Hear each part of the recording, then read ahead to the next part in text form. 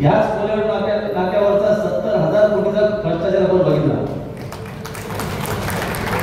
परवा आपण बघितलं की मुंडे साहेबांनी कोणाची सुपारी कशी दिली हे चित्र बघितलं।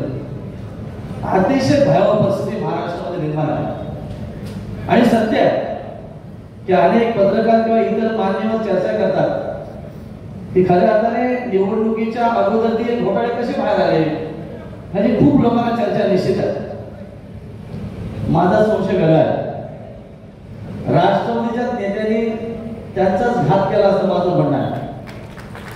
कारण एकत्र आपण परवा बघितलं की अजितदादाची पत्रकार परिषदेमध्ये काही मान्यवर चेहरे आपल्यासमोर दिसले। पहिल्यांदा ते हसत होते, नंतर अति गंभीर झाले बरेचसे। एवढं दुःख त्यांच्या चेहऱ्यावर दिसायला लागलं की ही घडलेली घटना अशी अजिबात नाही आहे।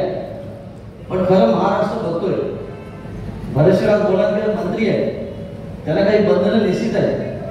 त्यामुळे मी जे आज बोलणार म्हणून मी देवाशपथ खरं सांगून बोललो।